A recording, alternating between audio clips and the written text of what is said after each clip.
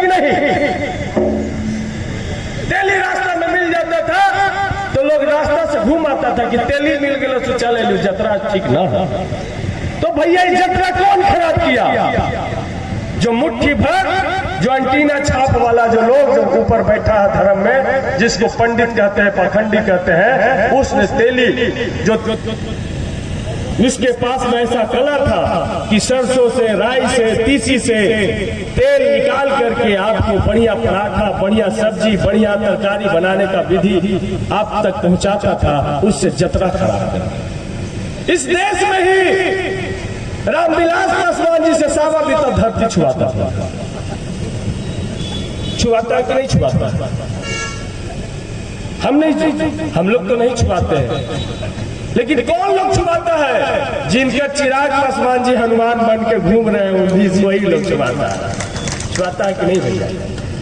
ये स्थिति है, ये है मनुवाद। इसी के खिलाफ तो जगदेव बाबू की लड़ाई थी। तो उन्होंने कहा कि जिस दिन हमको मौका मिला भारत का प्रधानमंत्री बनने का, उस दिन हम 90% देश में आरक्षण लागू करेंगे।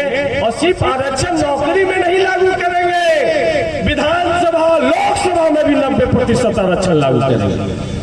90% लोग का प्रतिनिधित्व 10% वाला लोग नहीं कर सकता। इसलिए कहते थे कि जो गरीब है वही गरीब का भला कर सकता है। जिससे जतरा खराब हो रहा है वो वो गद्दी पे बैठेगा तभी दूसरे का जतरा ठीक करने का काम करेगा। जिससे जतरा खराब करवा रहा है वो गद्दी पे बैठेगा तो देश का जतरा कभी ठीक नहीं होगा। तो इसीलिए भैया जगदेव बाबू बहुत विजनरी थे। जगदेव बाबू का जब हम बिहार विधानसभा में विधायक के रूप में स्पीच जब हम पढ़ रहे थे तो जगदेव बाबू इन तमाम बातों की चर्चा करते हैं। और जगदेव बाबू कहते हैं कि जो 5000 साल से जो गुलामी चली आ रही है, इस गुलामी को इतना तोड़ना आसान नहीं है। वो कहते हैं कि जो ये व्यवस्था चली आ रही है, जो शूद्र है, जो मेन अंगूठा हमारे अंग का जो मेन शूद्र है वो नीचे है, ये अछूत है, ये आपको शूद्र है, ये वैश्य है, ये क्षत्रिय है, ब्राह्मण है, ऐसे कहते थे। जगदेव बाबू ने कहा कि हम जब प्रधानमंत्री बनेंगे तो इसको ऐसे कर देंगे, ऐसे कर देंगे। शूद्र जो अछूत है सबसे ऊपर होगा, शूद्र सबसे ऊपर होगा, वैश्य होगा, क्षत्रिय होगा और उसके बाद ब्राह्मण होगा। तो जिसकी जितना संख्या भारी उसकी उतनी हिस्सेदारी देने की बात जगदेव बाबू ने इस देश में पहले की। इसीलिए जगदेव बाबू महान है, इसीलिए जगदेव बाबू की हत्या हुई और हत्या से पहले जगदेव बाबू ने भविष्यवाणी की थी। उन्होंने कहा है बिहार विधानसभा में कि पहली पीढ़ी गोली खाए, जगदेव बाबू गोली खाए, दूसरी पीढ़ी जेल जाएगा, लालू यादव जेल गए हैं, और तीसरी पीढ़ी राज करेगा। तो अब राज करने की बारी है।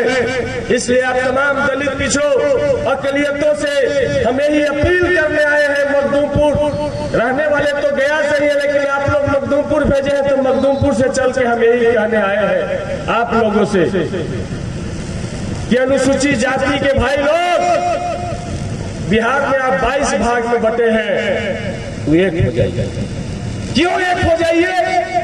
क्योंकि जब जातीय जनगणना 1921 में बाबा साहब ने करवाया तो जिससे सावाबिता धरती छुआता था, जिसको चोर चमार कहता था, जिसको कहता था कि धोबिया के छुअल खाइयो कि तोरा ही है, और जिससे मैला ढोवाता था, जो 200 फीट ऊपर चढ़ कर ताड़ी उतारता था, इस सब लोग को बाबा साहब ने एक जगह जमा करके, जैसे संतरा के फाक होता है ना, संतरा के फाक ऐसे भुइया चमार मेहतर डोम सबको हलकोर सबको एक साथ जमा करके उस पर अनुसूचित जाति का लेप चढ़ा दिया कि तुम अनुसूचित जाति हो जाओ, सब कमजोर लोग एक जाति हो जाओ, अनुसूचित जाति।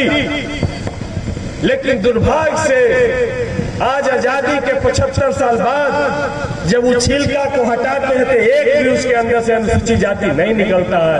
अंदर से मांझी निकलता है, अंदर से चौधरी निकलता है, अंदर से दास निकलता है, अंदर से पासवान निकलता है। इसीलिए तुम्हारा शोषण हो रहा है। इसलिए आज से इस सभा से आप जाइए, कोई पूछे कि आपकी जाति क्या है तो आपको कहना कि अनुसूचित जाति है। उसके बाद पूछेगा कि अनुसूचित जाति में कौन जाति है भैया, तो कहिए किसी साहब से पूछ रहा, जाति प्रमाण पत्र वही बना पाता। यही बीमारी पिछड़ी जाति में है।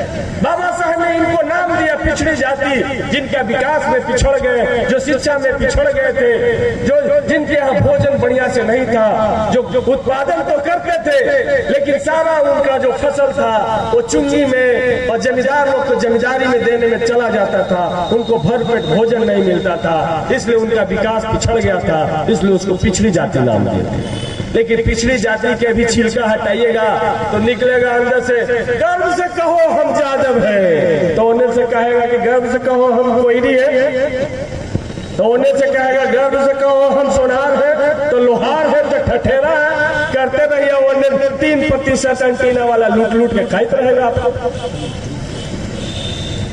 तो इसीलिए पिछड़ी जाति सदैव हो जाएगी, नहीं होइएगा।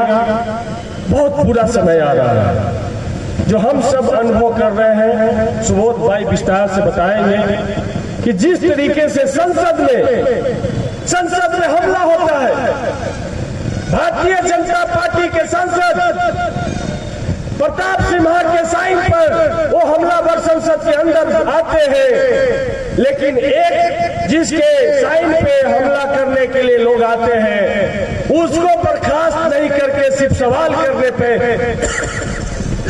इंडिया गठबंधन के 146 सांसद को बाहर उठा के फेंक दिया जाता है। ये कहाँ का न्याय है भैया?